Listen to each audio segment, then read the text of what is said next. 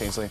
Well, it's one of the world's most famous missing child mysteries. And now a mistrial declared in the Etan Patz case when one lone juror refuses to budge. Listen to him.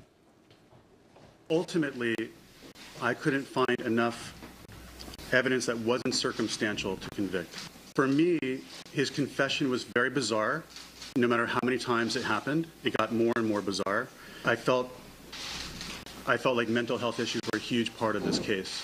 That man, Adam Serios, under fire as the victim's family demands a retrial. Here to debate, former prosecutor Elliot Felig. He worked at the Manhattan DA's office where the case was handled, and defense attorney David Schwartz. Nice to see both of you. Good to see you. Good morning. So this will likely see a retrial here, but it all came down to this one guy. How could that happen? One guy held up the whole jury, and they couldn't make a decision. It happens all the time. Look, the judge wanted consensus. The judge gave what's known as an Allen charge, told the jury to go back, told them to deliberate. They just couldn't come up with a consensus. And he should not be under fire for doing his constitutional civic duty by sitting on a jury. It reminds me of 12 Angry Men, Elliot. Yeah, except this time, I mean, should we be praising him? Maybe he was the one guy who knew something the other jurors didn't know. The judge does say to jurors, even as he gives these Allen charges, he says, you know, hold to your true beliefs. Don't give in just for the sake of giving in.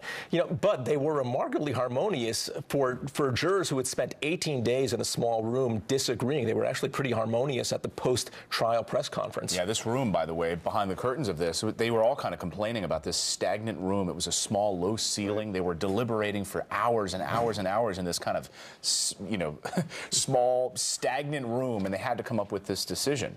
A really difficult time for these jurors. But at the end of the day, one of the major issues of this, of the sticking point for Adam Serios, the juror, was that it seemed like he felt like under coercion by the police department for 6 hours when Pedro came forward with his admission. That's a huge problem. Yeah, these coerced confessions are a big problem in our system. Confession evidence is some of the least reliable evidence that we have. Unfortunately, on the defense side, they have great weight on jurors. No matter, even if the confession's illogical, they have great weight, scientific studies have shown, on jurors. And that's a problem in these trials. I don't accept the coercion argument. This guy has been confessing to multiple parties across multiple decades. If you watch the Q&A, it doesn't look like he's being coerced. It doesn't look like he's in the midst of some kind of hallucination. It's independently verified. He was at work on that street, on that corner. He quit his job the next day, Dave. That's consistent with a guy who had committed a horrible crime. That was enough for 11 Watching 12. what Q&A? What Q&A were you watching? It's on video. No, not the confessions on video, not the 6 hours that led up to the confession. Did his relatives also coerce him when he confessed to the relatives? That's what we're talking about. Did the other He's a mentally ill man who ended up confessing. But at the end of the day,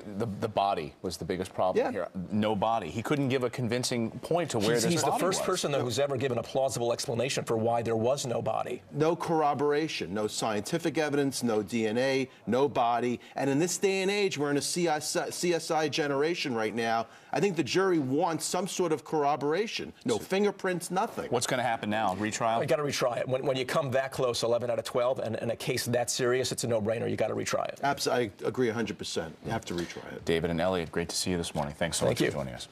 Coming up here.